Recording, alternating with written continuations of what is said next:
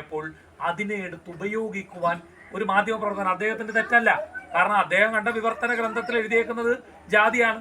അപ്പൊ ഒന്ന് മനസ്സിലാക്കുക, നമ്മളുടെ ഗ്രന്ഥങ്ങളിലൊന്നും ഇത്തരത്തിൽ ജാതീയമായ ഒരു ചിന്ത പറഞ്ഞിട്ടില്ല. അതുകൊണ്ട് ഏത് തരത്തിലുള്ള ഏത് ചിന്താഗതിയുള്ള ആളുകളാണെങ്കിലും നിങ്ങൾ ഒരു കാരണവശാലും കുഞ്ഞുങ്ങളെ നിങ്ങളിലൊരു അപകർഷതാബോധം ഉണ്ടാകരുത്. നമ്മളെല്ലാം ഒന്നൊരുമിച്ച് ഐക്യത്തോടുകൂടി മുന്നോട്ട് പോകണം. അത് ഈ വളർന്നു വരുന്ന കാലഘട്ടങ്ങളിൽ നിങ്ങൾ പലതും നമ്മളുടെ ആചാരമാണ് എന്ന നിലയിൽ കേൾക്കേണ്ടി വരും.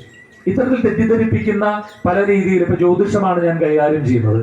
അതിൽ പോലും ഇത്തരത്തില് ഗ്രന്ഥങ്ങളെ വിവർത്തനം ചെയ്തുകൊണ്ട് തെറ്റായ വിവർത്തനം ചെയ്തുകൊണ്ട് നമ്മുടെ മുമ്പിലേക്ക് അവതരിപ്പിക്കാറുണ്ട്. നമ്മൾ പലപ്പോഴും അത് ശരിയെന്ന് ചിന്തിക്കും. ഇപ്പോൾ ഞാൻ അങ്ങോട്ട് വരുമ്പോൾ ഒരു ഫേസ്ബുക്കിൽ ഞാൻ രാവിലെ എഴുന്നേറ്റ് ഫേസ്ബുക്കിൽ നോക്കുമ്പോൾ അതിൽ സ്ത്രീകൾക്ക് സ്വാതന്ത്ര്യം നൽകാൻ പാടില്ല എന്ന് ഹൈന്ദവ ഗ്രന്ഥങ്ങളിൽ പറയുന്നു എന്ന തരത്തിലൊരു പരാമർശം കണ്ടു. ഒരാളൊരു വീഡിയോ ചെയ്തിട്ടേക്കാണ്. അതിന് അദ്ദേഹം ഉപയോഗിക്കുന്നത് മനുസ്മൃതി എന്ന ഗ്രന്ഥത്തില് ന സ്ത്രീ സ്വാതന്ത്ര്യമർഹതി എന്ന കോട്ടാണ്. സ്ത്രീ സ്വാതന്ത്ര്യമർഹതി എന്ന് പറഞ്ഞാൽ സ്ത്രീകൾക്ക് സ്വാതന്ത്ര്യം നൽകരുത് എന്നുള്ളത് തന്നെയാണ് അതിന്റെ അർത്ഥം. വേണമെങ്കിൽ നമുക്ക് ഒറ്റ നോട്ടത്തിൽ വ്യാഖ്യാനിക്കാം. പക്ഷെ സംസ്കൃതത്തിൽ ഒരു പ്രശ്നമുണ്ട്. അതിലൊരു വാക്കെടുത്തിട്ട് അർത്ഥം പറയുന്നതിൽ തെറ്റുവരും. കാരണം എന്താണോ കോണ്ടസ്റ്റ്, എന്തിനാണ് ആ വാക്ക് പറഞ്ഞത്? ഇപ്പൊ ഞാൻ മുമ്പ് പതിത എന്ന ശബ്ദത്തിന്റെ അർത്ഥം പറഞ്ഞതുപോലെ ഏത് സാഹചര്യത്തിലാണ് ആ ഒരു വാക്ക് ഉപയോഗിച്ചത് എന്നുള്ളത് വെച്ചിട്ട് അർത്ഥവ്യതിയാനങ്ങൾ ഉണ്ടാകും. അങ്ങനെ സ്ത്രീ സ്വാതന്ത്ര്യമർഹതി എന്നൊരു വാക്ക് മാത്രം എടുത്തുകൊണ്ട് നിങ്ങളുടെ മുമ്പിലേക്ക് അവതരിപ്പിച്ചാൽ അതിൽ ശരിയാണ്, സ്ത്രീകൾക്ക് സ്വാതന്ത്ര്യം കൊടുക്കാൻ പാടില്ല എന്ന് വേണമെങ്കിൽ വ്യാഖ്യാനിക്കാം. ഇത് മനുസ്മൃതിയിലുള്ളതാണ്. ഈ മനുസ്മൃതിയിൽ പറയുന്ന എല്ലാ കാര്യങ്ങളും ചിലപ്പോൾ നമുക്ക് അംഗീകരിക്കാൻ പറ്റില്ല. ഞാനും എല്ലാം അംഗീകരിക്കുന്ന ഒരാളല്ല. പക്ഷേ ഈ കാര്യത്തിൽ ഈ സ്ത്രീ സ്വാതന്ത്ര്യമർഹതി എന്ന കാര്യത്തിൽ ഇതിന് തൊട്ടു മുമ്പ് 3 വരികൾ കൂടിയുണ്ട്. അതെന്തുകൊണ്ടോ ആരും പ്രസന്റ് ചെയ്യുന്നില്ല, അല്ലെങ്കിൽ മറന്നതുപോലെ കാണിക്കുന്നുണ്ട്. അതായത് പിതോ രക്ഷതി കൗമാരേ ഭർത്തൃ രക്ഷതി യൗവനേ പുത്രോ രക്ഷതി വാർദ്ധക്യേ സ്ത്രീ സ്വാതന്ത്ര്യമർഹതി എന്നാണ് ആ പദ്യം. ഞാനിത് പറയുമ്പോൾ കുറച്ച് മുതിർന്ന കുട്ടികൾ മനസ്സിലാക്കേണ്ടത്, നിങ്ങളോട് നാളെ ആരെങ്കിലും പറയും നിങ്ങളുടെ ഹൈന്ദവ ഗ്രന്ഥത്തിൽ സ്ത്രീകൾക്ക് സ്വാതന്ത്ര്യം കൊടുക്കല്ലെന്ന് പറഞ്ഞിട്ടുണ്ടല്ലോ എന്ന് പറയുമ്പോൾ നിങ്ങളത് കേട്ടിട്ട് ശരിയാണ് എന്ന് കരുതരുത്. കാരണം സ്ത്രീകൾക്ക് ഏറ്റവും കൂടുതൽ പ്രാധാന്യം കൊടുക്കുന്ന ഒരു സംസ്കാരമാണ് നമ്മുടേത്. അപ്പൊ സ്ത്രീ സ്വാതന്ത്ര്യമർഹതി എന്ന് പറയുന്നതിന് മുമ്പ് പറയുന്നത് പിതോ രക്ഷതി കൗമാരെ, കൗമാരക്കാരിയായിട്ടുള്ള ഒരു പെൺകുട്ടിയെ രക്ഷിക്കുവാനുള്ള കടമ പിതാവിൽ നിക്ഷിപ്തമാണ്. പിതോ രക്ഷതി കൗമാരെ ഭർത്തൃ രക്ഷതി യൗവനെ, യൗവനയുക്തയായ ഒരു സ്ത്രീയെ സംരക്ഷിക്കുവാനുള്ള ചുമതല ഭർത്താവിൽ നിക്ഷിപ്തമാണ്. പുത്രോ രക്ഷതി വാർദ്ധക്യേ, അമ്മ പ്രായമായ അമ്മയെ മാതാവിനെ രക്ഷിക്കുവാനുള്ള കടമ പുത്രനിൽ നിക്ഷിപ്തമാണ്. ഇതൊരു ശരിക്കും പുരുഷന്റെ കടമകൾ പറയുന്നതാണ്. നോക്കൂ, ആ പദ്യങ്ങളെല്ലാം എടുത്താൽ പിതോ രക്ഷതി കൗമാരെ എന്നാണ്, പിതോ ശിക്ഷതി കൗമാരെ എന്നല്ല. അതായത് ഒരു പെൺകുട്ടിയെ, കൗമാരക്കാരിയായ ഒരു കുട്ടിയെ രക്ഷിക്കുവാനുള്ള കടമ എന്ന് പറയുന്നത് പിതാവിൽ നിക്ഷിപ്തമാണ്. അതായത് ഒരു പിതാവിന്റെ കടമകളാണ് ഇവിടെ പറയുന്നത്. ഭർത്തൃ രക്ഷതി യൗവന, യൗവനയുക്തയായ ഒരു സ്ത്രീയെ രക്ഷിക്കുവാനുള്ള കടമ ഭർത്താവിനാണ്. പുത്രോ രക്ഷതി വാർദ്ധക്യേ, വാർദ്ധക്യ അവസ്ഥയിലുള്ള ഒരു അമ്മയെ രക്ഷിക്കുവാനുള്ള കടമ പുരുഷനാണ്. സ്ത്രീ സ്വാതന്ത്ര്യമർഹതി, അവിടെ ആ സ്വാതന്ത്ര്യം എന്നുള്ളതിനെ സ്വാതന്ത്ര്യം നൽകരുത് എന്ന അർത്ഥത്തിലല്ല, അവരെ സംരക്ഷിക്കുക എന്ന അർത്ഥത്തിലാണെന്ന് ഇപ്പൊ കേൾക്കുമ്പോൾ നമുക്ക് എല്ലാവർക്കും മനസ്സിലാക്കാൻ കഴിയും. പക്ഷെ വിവർത്തനം ചെയ്യുന്ന ആളുകൾ അവരുടെ ഇഷ്ടത്തിനനുസരിച്ച്, അവരുടെ സ്വാർത്ഥ താല്പര്യത്തിനനുസരിച്ച് നമ്മളുടെ ഗ്രന്ഥങ്ങളെ തെറ്റായി വിവർത്തനം ചെയ്യുമ്പോൾ വളർന്നു വരുന്ന തലമുറയ്ക്കും നമ്മുടെ കുഞ്ഞുങ്ങൾക്കും തോന്നുന്നത് എന്താണ്? ഇത് നമ്മുടെ ഗ്രന്ഥങ്ങളിൽ പറഞ്ഞിട്ടുള്ളതാണ് എന്ന മട്ടിൽ തോന്നും. സ്ത്രീകൾക്ക് സ്വാതന്ത്ര്യം കൊടുക്കരുത് എന്ന് പറയുന്നതാണെന്ന് തോന്നും. നിങ്ങൾക്കൊരു കാര്യം അറിയൂ, നമുക്ക് നമ്മുടെ ജീവിതത്തിൽ ഏറ്റവും പ്രധാനമായിട്ട് വേണ്ടത് 3 കാര്യങ്ങളാണ്. അതിലൊന്ന് നമുക്ക് വിദ്യാഭ്യാസം വേണം, 2 നമുക്ക് സമ്പത്ത് വേണം, 3 നമുക്ക് ആരോഗ്യം വേണം. ഈ 3 കാര്യങ്ങളാണ് ഒരു മനുഷ്യ ജീവിതത്തിൽ പ്രധാനമായിട്ട് വേണ്ടത്. വിദ്യാഭ്യാസം നേടാൻ വേണ്ടി, അല്ലെങ്കിൽ വിദ്യാഭ്യാസത്തിൽ ഉന്നതി ഉണ്ടാകാൻ വേണ്ടി, വിദ്യാഭ്യാസത്തിൽ കൂടുതൽ മികവുണ്ടാകാൻ വേണ്ടി, വിദ്യാഭ്യാസം കൂടുതൽ പുരോഗമിക്കാൻ വേണ്ടി നമ്മൾ പ്രാർത്ഥിക്കുന്നത് ആരെയാണ്? കൃഷ്ണനെയാണോ, ശിവനെയാണോ, ഗണപതിയെയാണോ, അയ്യപ്പനെയാണോ? ആരെയാണ് നമ്മൾ വിദ്യാഭ്യാസത്തിന് വേണ്ടി പ്രാർത്ഥിക്കുന്നത്? ബുദ്ധനാ? അല്ല. വിദ്യാഭ്യാസം കിട്ടാൻ ആരെയാ പ്രാർത്ഥിക്കുന്നത്? സരസ്വതി ദേവിയാണ്. അതൊരു ദേവി ചൈതന്യമാണ്. അത് കൃഷ്ണനല്ല, ശിവനല്ല, അയ്യപ്പനല്ല, ബ്രഹ്മാവല്ല, ഗണപതിയല്ല. പകരം എന്താണത്? ഒരു സ്ത്രീ പ്രാധാന്യമാണ്, സരസ്വതി ദേവിയാണ്. നമുക്ക് സമ്പത്ത് കിട്ടാൻ നമ്മൾ പ്രാർത്ഥിക്കുന്നത് കൃഷ്ണനെയല്ല, മുരുകനെയല്ല, നമ്മൾ ഗണപതിയല്ല, ശിവനെയല്ല. പിന്നെ ആരെയാണ് സമ്പത്തിന്? ആരെയാ? സരസ്വതിയല്ല. കുഞ്ഞുങ്ങൾ കുറെ മൂത്തൂര് പറയുന്നുണ്ട്. ആരാ? ലക്ഷ്മി ദേവി. അതും സ്ത്രീ പ്രാധാന്യമുള്ളതാണ്. നോക്കൂ, ഏറ്റവും പ്രാധാന്യമുള്ള കാര്യങ്ങൾക്ക് വേണ്ടി നമ്മൾ പ്രാർത്ഥിക്കേണ്ടത് ഞങ്ങള് പുരുഷന്മാരായിട്ടുള്ള ദേവതകളെ അല്ല, പകരം സ്ത്രീ പ്രാധാന്യമുള്ളതാണ്. ആരോഗ്യത്തിന് വേണ്ടി പ്രാർത്ഥിക്കുന്ന ആരെയാണെന്ന് നിങ്ങൾക്ക് അറിയോ? ശ്രീ പാർവതിയാണ്. ശ്രീ പാർവതിയാണ് ആരോഗ്യത്തിന് വേണ്ടി നമ്മൾ പ്രാർത്ഥിക്കേണ്ടത്. അപ്പൊ നോക്കൂ, നമ്മളുടെ ജീവിതത്തിൽ നമ്മൾ അമ്പലങ്ങളിലേക്ക് പോയി പ്രാർത്ഥിക്കുന്നത് പോലും ഏതാണ് പ്രാധാന്യമുള്ളത്? സ്ത്രീ പ്രാധാന്യമുള്ള കാര്യങ്ങൾക്കാണ്. അപ്പൊ എത്രയേറെ മാഹാത്മ്യമാണ് നമ്മളുടെ ഇടയിൽ സ്ത്രീകൾക്ക് നൽകുന്നത് എന്ന് നോക്കൂ. അപ്പൊ നിങ്ങളോട് ആരെങ്കിലും ഈ കാര്യത്തെ പറ്റി തെറ്റായ രീതിയിൽ വിവർത്തനം ചെയ്തുകൊണ്ട് പറഞ്ഞാൽ ഇനി നിങ്ങൾ എന്ത് ചെയ്യും? അതിനെ എതിർത്ത് നമ്മുടെ ആചാരങ്ങളുടെ മാഹാത്മ്യങ്ങൾ നിങ്ങൾ പറഞ്ഞു കൊടുക്കാൻ ശ്രമിക്കത്തില്ലേ? എന്താ ആർക്കും ഒരു ഉണർവില്ലാത്തതെന്ന് കഴിച്ചില്ലേ? ശ്രമിക്കണം. അപ്പൊ ഇത്തരത്തിൽ നല്ല ഒരുപാട് കാര്യങ്ങൾ പറഞ്ഞിട്ടുള്ള ആചാരങ്ങളാണുള്ളത്. നിങ്ങൾ കുഞ്ഞുങ്ങളായതുകൊണ്ട് ഞാനൊരു കാര്യം പറയാം. നിങ്ങൾ ഇപ്പോഴല്ല ഭാവിയിലായാലും കേൾക്കാൻ ഇടയുള്ള ഒരു കാര്യത്തെ പറ്റി ഞാൻ സംസാരിക്കാം. ഞാൻ നേരത്തെ പറഞ്ഞു, പതിത എന്ന ശബ്ദത്തിന്റെ അർത്ഥം പറഞ്ഞപ്പോൾ നമ്മുടെ ധർമ്മം സംരക്ഷിക്കണം എന്ന് പറയുന്നത് നമ്മുടെ മാതാപിതാക്കളെ നല്ലതുപോലെ നോക്കണം എന്നുള്ള അർത്ഥത്തിലാണെന്ന് പറഞ്ഞു. ഞാൻ കുറേ നാൾ മുമ്പ് ഒരു ആങ്ങളെയും പെങ്ങളും കൂടെ, ഒരു സഹോദരനും സഹോദരിയും കൂടി എന്നെ കാണാൻ വന്ന എന്തിനെന്ന് വെച്ചാല് അവർക്ക് അവരുടെ അച്ഛൻ, അതായത് ആ ആളുടെ ആ പെൺകുട്ടിയുടെയും അച്ഛൻ വയ്യാണ്ട് കിടന്നു, ഒരു ക്യാൻസർ രോഗബാധിതനായി കിടന്നപ്പം ആ മകൻ എന്ത് ചെയ്തു എന്ന് വെച്ചാൽ അദ്ദേഹത്തിന് ദുബൈയിൽ ജോലിയായിരുന്നു. അദ്ദേഹം ജോലിയൊക്കെ വിട്ടിട്ട് അദ്ദേഹം നാട്ടിൽ വന്ന് അച്ഛനെ നല്ലതുപോലെ നോക്കി, അച്ഛനെ നല്ലതുപോലെ പരിചരിച്ചു. അങ്ങനെ അച്ഛനെ നല്ലതുപോലെ നോക്കി അച്ഛൻ കുറെ നാൾ കഴിഞ്ഞപ്പോൾ അച്ഛൻ മരണപ്പെട്ടു കഴിഞ്ഞപ്പോ അങ്ങനെ അച്ഛന് വേണ്ടി ഒരു ആസ്ട്രോളജറെ സമീപിച്ചപ്പോൾ പറഞ്ഞു അച്ഛനെ ഇരുത്തണം എന്ന് പറഞ്ഞു. അങ്ങനെ അച്ഛനെ ഇരുത്താൻ പറഞ്ഞു, ഇരുത്തി.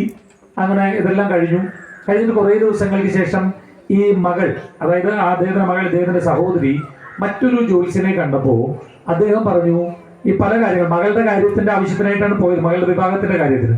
അപ്പൊ നോക്കിയിട്ട് പറഞ്ഞു ഇങ്ങനെ അച്ഛൻ മരിച്ചു എന്ന് പറഞ്ഞപ്പോൾ അച്ഛനെ ഇരുത്തണമെന്ന് ഇദ്ദേഹവും പറഞ്ഞു.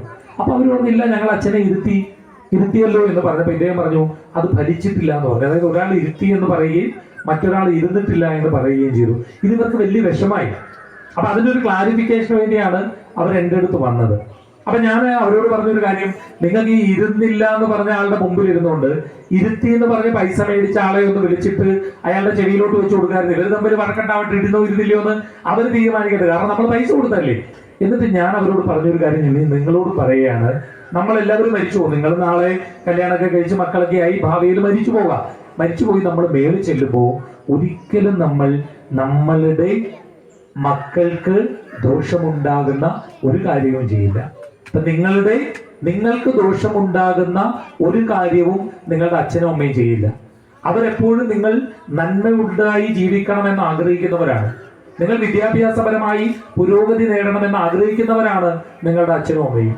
ആ അച്ഛനും അമ്മയും മരിച്ചു കഴിഞ്ഞിട്ട് നമ്മളെ ദോഷം ചെയ്യാൻ വേണ്ടി നിൽക്കുകയാണ്, നമ്മുടെ കല്യാണം മുടക്കാൻ നിൽക്കുകയാണ് എന്ന് പറഞ്ഞാൽ ഒരു കാരണവശാലും നിങ്ങൾ അത് വിശ്വസിക്കരുത്. കാരണം അവരങ്ങനെ നിൽക്കുന്നവരല്ല എന്ന് പറയാൻ നിങ്ങൾക്കാകണം. നിങ്ങൾക്കൊരു കാര്യം അറിയോ, ഇപ്പൊ നിങ്ങളെ പുത്രൻ പുത്രി എന്ന് വിളിക്കാൻ കഴിയില്ല. പുത്രൻ എന്ന വാക്കിന്റെ അർത്ഥം പുന്നാമ നരകാത് ത്രായതേ ഇത് പുത്രഹ എന്നാണ്. പുന്നാകമാകും നരകത്തിൽ നിന്നുടൻ തന്നോട് താതനെ പ്രാണനം ചെയ്യുകയാൽ പുത്രൻ എന്നുള്ള നാമം വിധിച്ചു ബലാൽ എന്നാണ്. അച്ഛനും അമ്മയ്ക്ക് വയ്യാതിരിക്കുന്ന സമയത്ത് അവർക്ക് തോന്നണം, എന്റെ മകൻ എന്നെ നോക്കിക്കോളും, എന്റെ മകൾ എന്നെ നോക്കിക്കോളും, അവർക്ക് അതിനുള്ള കഴിവുണ്ട്, ആരോഗ്യമുണ്ട്, സമ്പത്തുണ്ട്, മനസ്സുണ്ട് എന്ന് എപ്പോൾ തോന്നുന്നു അപ്പോൾ മാത്രമേ നമ്മൾ പുത്രനും പുത്രിയും ആവുകയുള്ളൂ. അതായത് മരിച്ചു കഴിഞ്ഞല്ല നമ്മൾ കർമ്മങ്ങൾ ചെയ്യേണ്ടത്, ജീവിച്ചിരിക്കുമ്പോഴാണ് അവരെ നല്ലതുപോലെ നോക്കേണ്ടത്. കുഞ്ഞുങ്ങൾ നിങ്ങളൊന്ന് ആലോചിച്ച് നോക്കുക, നമ്മളുടെ അച്ഛനും അമ്മയും ഒന്നും നമ്മളോടൊപ്പം ഇല്ലാത്ത ഒരു ദിവസം ഉണ്ടാകും. എത്ര വേദനയായിരിക്കും നമുക്കുണ്ടാകുക. നിങ്ങൾ ആലോചിച്ച് നോക്കൂ, നമ്മൾ അമ്മയോടും അച്ഛനോടും ഒക്കെ എത്രയോ ദേഷ്യപ്പെട്ട് എന്തെല്ലാം കാര്യങ്ങൾ നമ്മൾ പറയുന്നുണ്ടാവും. ഒരു ഘട്ടത്തിൽ അവർ നമ്മളുടെ ജീവിതത്തിൽ നിന്ന് ഇല്ലാതായാൽ ഞാൻ വെറുതെ പറഞ്ഞതാണ് അമ്മേ, ഞാൻ വെറുതെ പറഞ്ഞതാണ് അച്ഛ എന്നൊന്നും നമുക്ക് പറയാൻ കഴിയില്ല. കാരണം അവർ നമ്മളോടൊപ്പം ഇല്ല. അപ്പൊ എന്ത് വേണം? അവര് ജീവനുള്ളപ്പോൾ, അവര് നമ്മളോടുള്ള ഒപ്പമുള്ളപ്പോൾ നമ്മൾ അവർക്ക് മാക്സിമം സ്നേഹം കൊടുക്കാൻ നോക്കണം. അച്ഛനും അമ്മയും മരിച്ചു പോയവർ അനുഭവിക്കുന്ന ഒരു വേദനയുണ്ട്. ഞാൻ എൻ്റെ അച്ഛൻ മരിച്ചുപോയാണ്, അതുകൊണ്ട് പറയാം, ഭയങ്കര വേദനയാണ്. നമുക്കൊരു വലിയ ശൂന്യതയാണ്. നമ്മൾ പിന്നീടായിരിക്കും ചിന്തിക്കുന്നത് എത്രയോ കാര്യങ്ങൾ നമ്മൾ അവർക്ക് വേണ്ടി ചെയ്തു കൊടുക്കാൻ ബാക്കിയുണ്ടായിരുന്നു എന്ന്. നിങ്ങൾ എത്ര പേർ നിങ്ങളുടെ അച്ഛനും അമ്മയ്ക്ക് ഉമ്മ കൊടുക്കാറുണ്ട്? എന്ന് കൈവെക്കൂ.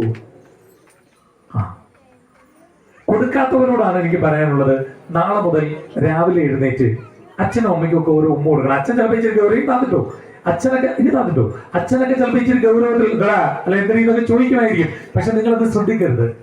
നിങ്ങളൊരു ഉമ്മ കൊടുക്കണം അച്ഛന്. പക്ഷേ ഗൗരവമൊക്കെ പുറത്ത് കാണിക്കുന്നെങ്കിലും ഭയങ്കര സന്തോഷമായിരിക്കും ഉണ്ടാകുക, ഭയങ്കര സന്തോഷമായിരിക്കും ഉള്ളിൽ. അദ്ദേഹത്തിന്റെ മനസ്സായി ചിലപ്പോൾ ഈ അച്ഛന്മാരുടെ ഒരു പ്രശ്നം എന്ന് വെച്ചാൽ ഗൗരവമൊക്കെ കാണിച്ച് വലിയ ഉള്ളിലുള്ള സ്നേഹം പുറത്ത് കാണിക്കാതൊക്കെ ഇരിക്കും.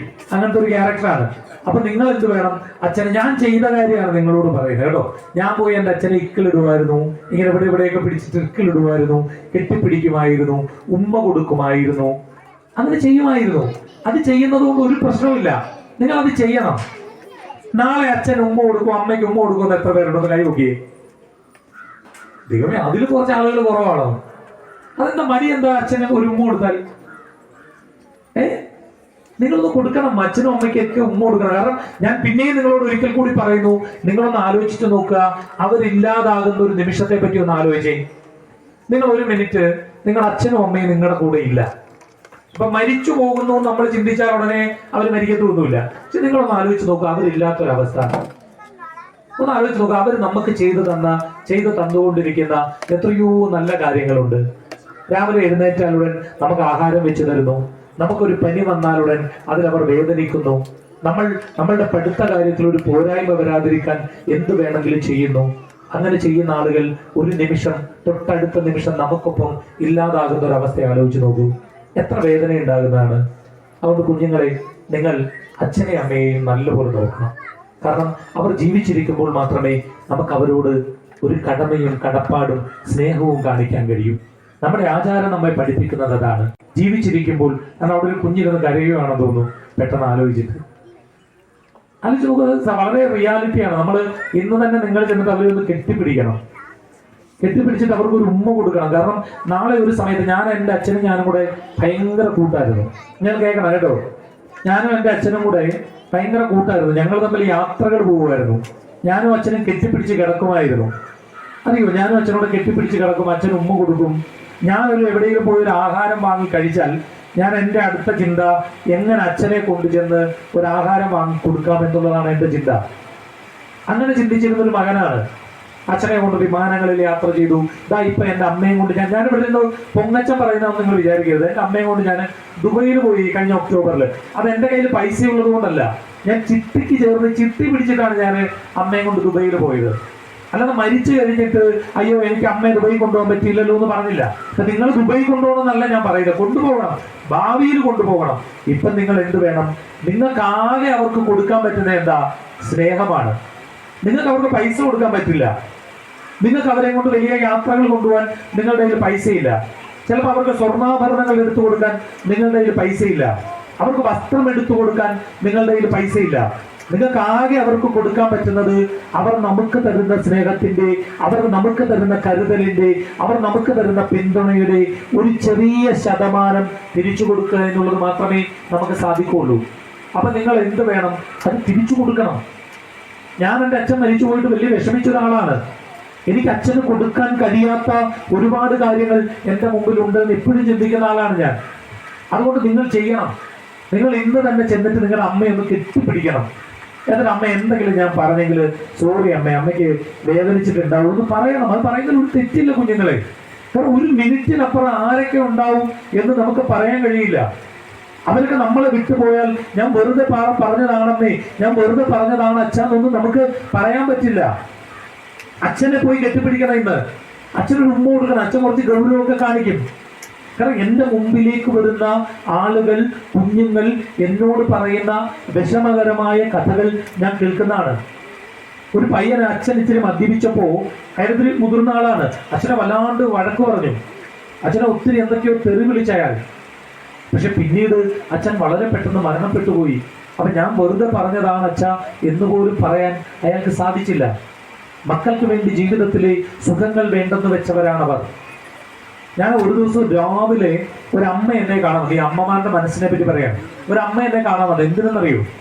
ഈ അമ്മ, അവര് വർഷങ്ങൾക്ക് മുമ്പ് ഭർത്താവ് മരണപ്പെട്ടു പോയിട്ട് ഇവര് മകനെ വളർത്തി. അപ്പം അവരുടെ വീട്ടിൽ പോയി നിന്നപ്പോൾ ആങ്ങള വിവാഹം കഴിക്കാതെ നിൽക്കുന്നുണ്ട്. അപ്പൊ എല്ലാവരും പറഞ്ഞു, ഒരു കാര്യം ചെയ്യും, ആങ്ങള വിവാഹം നടക്കണമെങ്കിൽ നീ കല്യാണം കഴിക്കണം, നീ ഇങ്ങനെ നിൽക്കുന്നത് കൊണ്ട് ആങ്ങളയുടെ വിവാഹം നടക്കില്ല എന്ന് പറഞ്ഞു.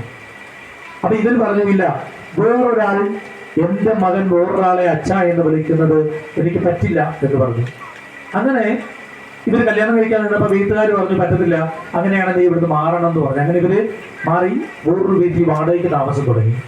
ഇവരെന്ത് ചെയ്തു എന്ന് വെച്ചാല് പല വീടുകളിൽ ജോലിക്ക് പോയി, അവിടെ പോയി കഷ്ടപ്പെട്ട് പൈസ ഉണ്ടാക്കി മകനെ പഠിപ്പിച്ചിട്ട് ഈ മോന് പ്രീ ഡിഗ്രി +2 കഴിഞ്ഞപ്പോൾ ഈ അമ്മ മോനോട് പറഞ്ഞു, മോനെ എടാ അമ്മയ്ക്ക് വയ്യ, ഇനി അമ്മയ്ക്ക് ജോലി ചെയ്യാൻ വയ്യ, മോനൊരു കാര്യം ചെയ്യുമോ, മോന് എന്തെങ്കിലും ഒരു ജോലിക്ക് പോകാമോ, അമ്മയ്ക്ക് ആരോഗ്യപരമായി അത്ര നല്ലതല്ല എന്ന് പറഞ്ഞു.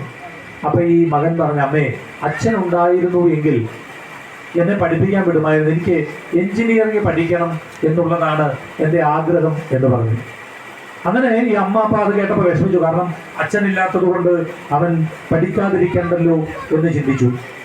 അങ്ങനെ എന്ത് ചെയ്തു എന്ന് വെച്ചാൽ ഈ അമ്മ ആ വീടുകളിൽ, അതായത് ജോലി ചെയ്തുകൊണ്ടിരുന്ന വീടുകളിൽ തന്നെ ചെന്നിട്ട് അവരോട് പറഞ്ഞു, ഞാൻ കുറച്ചുകൂടി നിങ്ങൾക്ക് ജോലി ചെയ്തു തരാം, നിങ്ങൾ എനിക്ക് പൈസ തരാമോ എന്ന് ചോദിച്ചു.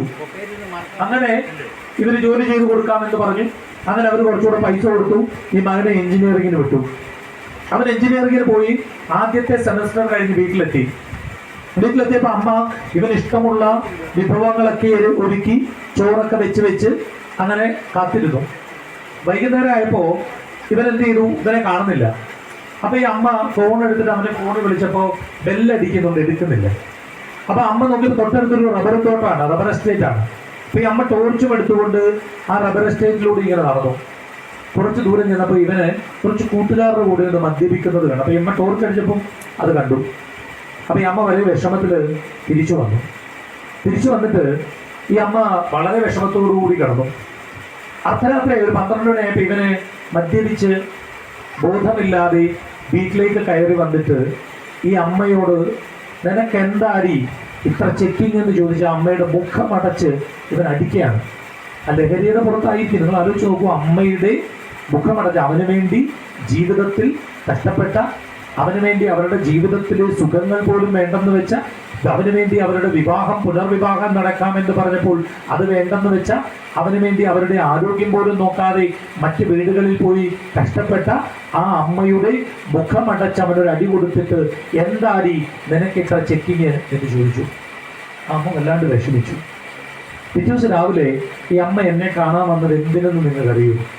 ഈ അമ്മ ഒന്ന് എന്നോട് ചോദിക്കുകയാണ്, ഒരു മകൻ അമ്മയെ അടിച്ചാൽ അവൻ്റെ ഭാവിയിൽ അവൻ എന്തെല്ലാം ദോഷങ്ങളാണ് വരാൻ സാധ്യതയുള്ളത്? അങ്ങനെ ഏതെങ്കിലും ഒരു ദോഷം വരും സാധ്യതയുണ്ട് എങ്കിൽ അവൻ അറിയാതെ അതിൻ്റെ പ്രായശ്ചിത്തം എനിക്ക് ചെയ്യണം. അത് ചോദിച്ചൊരു അമ്മയ്ക്ക് മാത്രമേ പറയാൻ കഴിയൂ. അമ്മയ്ക്ക് മർദ്ദനമേറ്റിട്ടും അമ്മയ്ക്ക് അടി കിട്ടിയിട്ടും ആ അമ്മ അപ്പോഴും ചിന്തിക്കുന്നത്, എൻ്റെ മകൻ്റെ ഭാവി എന്താകും, എന്നെ ഉപദ്രവിച്ചത് കൊണ്ട് അവൻ്റെ ഭാവിക്ക് എന്തെങ്കിലും ദോഷങ്ങൾ വരാൻ സാധ്യതയുണ്ടോ എന്നാണ് ആ അമ്മ ചിന്തിച്ചത്. അതാണ് നമ്മുടെ അമ്മ, അതാണ് നമ്മുടെ അച്ഛൻ. അപ്പം എന്ത് വേണം? നമ്മൾ നമ്മുടെ അച്ഛനെയും അമ്മയും ഒരുപാട് സ്നേഹിക്കും. ഇപ്പം നമുക്ക് ആകെ കൊടുക്കാൻ പറ്റുന്നത് ആ സ്നേഹം മാത്രമാണ്. ഇത് നമ്മുടെ ആചാരങ്ങളിലും പറയുന്നുണ്ട്. ഇതൊരു പക്ഷേ നിങ്ങൾക്ക് എവിടെയും കേൾക്കാൻ കഴിയില്ല. കാരണം ഇത് പറഞ്ഞു തരാനുള്ള വേദികൾ നമുക്കിടയിൽ ഉണ്ടാകുന്നില്ല. അതുകൊണ്ട് ഇന്ന് മുതലെങ്കിലും, ഇന്നലെ വരെയുള്ളത് പോട്ടെ, വഴക്കൊക്കെ ഉണ്ടാവാം, ചിലപ്പോൾ അമ്മയോട് ദേഷ്യപ്പെടാം, ചിലപ്പോൾ അച്ഛനോട് ദേഷ്യപ്പെടാം. കുറച്ച് കഴിയുമ്പോൾ, അച്ഛാ സോറി അച്ഛാ, ഞാൻ വെറുതെ പറഞ്ഞതാണ് അച്ഛാ, അച്ഛനത് വിഷമമായെങ്കിൽ അച്ഛനങ്ങ് വിട്ട് കളയച്ചാ എന്ന് പറയണം. അമ്മയോട് പറയണം, അമ്മേ, ചിലപ്പോൾ അമ്മയോട് ദേഷ്യപ്പെടാം, അമ്മേ ഞാൻ പറഞ്ഞത് അമ്മയ്ക്ക് വിഷമമായെങ്കിൽ സോറി അമ്മേ, അതങ്ങ് വിട്ട് കളയാൻ പറയണം. കാരണം അമ്മയും അച്ഛനും ഇല്ലാത്തവരുടെ വേദന എന്ന് പറയുന്നത് അതിഭീകരമാണ്. അമ്മയും അച്ഛനും ഇല്ലാത്തവർ ഇപ്പോൾ ചിന്തിക്കുന്നത് അവർ നമ്മളോടൊപ്പം ഉണ്ടായിരുന്നുവെങ്കിൽ അവർക്ക് എന്തെല്ലാം കാര്യങ്ങൾ നമുക്ക് ചെയ്തു കൊടുക്കാൻ കഴിയുമായിരുന്നു എന്നാണ്. നാളെ അങ്ങനെ ഒരു വിഷമകരമായ ചിന്ത നിങ്ങളിൽ ഉണ്ടാക്കാതിരിക്കാൻ നിങ്ങൾ ശ്രമിക്കണം. ഞാൻ പറഞ്ഞു വന്നത് ആചാരങ്ങളെക്കുറിച്ചാണ്.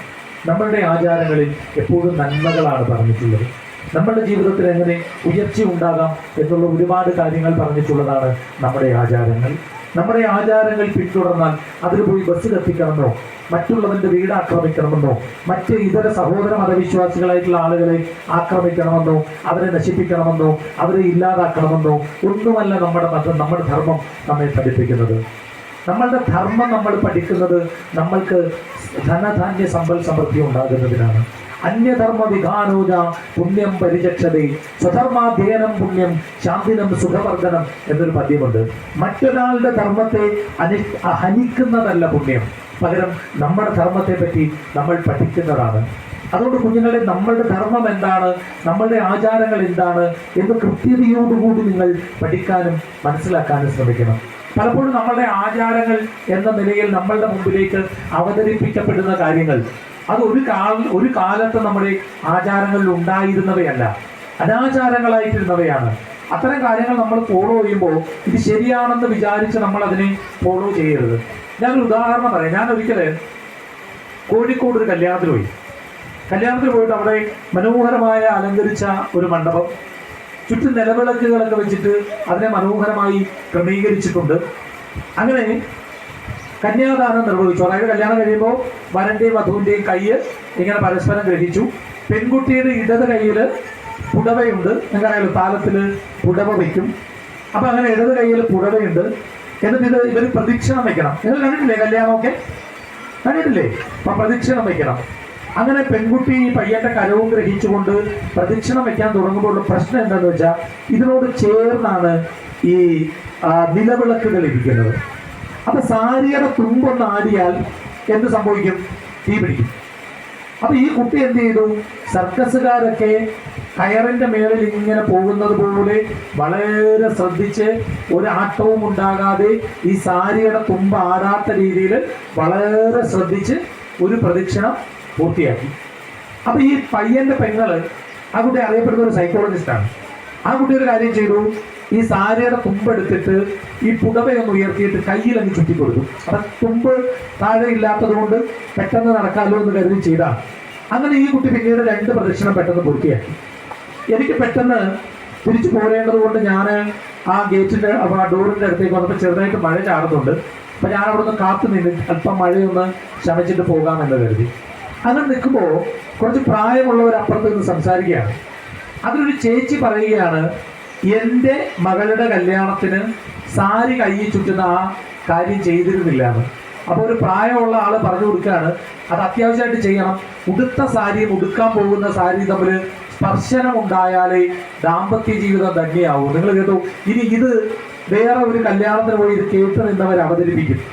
കുറച്ചുനാൾ കഴിയുമ്പോൾ എന്തായി? ഈ സാരി ഒരു പ്രദക്ഷിണം കഴിയുമ്പോൾ സാരി കയ്യിൽ ചുറ്റുന്നത് ചെയ്തില്ലെങ്കിൽ ദോഷമാണ് എന്ന് നമ്മളോട് നമ്മുടെ അന്നത്തെ പ്രമാണിമാർ പറയും. അപ്പൊ നമ്മൾ വിചാരിക്കും, ഓഹോ ഇത് ശരിയാണെന്ന് വിചാരിക്കും. പിന്നീട് ഇതെന്ത് ചെയ്യും? ഒരു ആചാരമായി മാറും. ഇങ്ങനെ പല ആചാരങ്ങൾ വരുന്നുണ്ട്. ഞാൻ ഒരു ദിവസം ഇതൊരു ഫേസ്ബുക്കിൽ പറഞ്ഞപ്പോൾ താഴെ ഒരു കമന്റ് വന്ന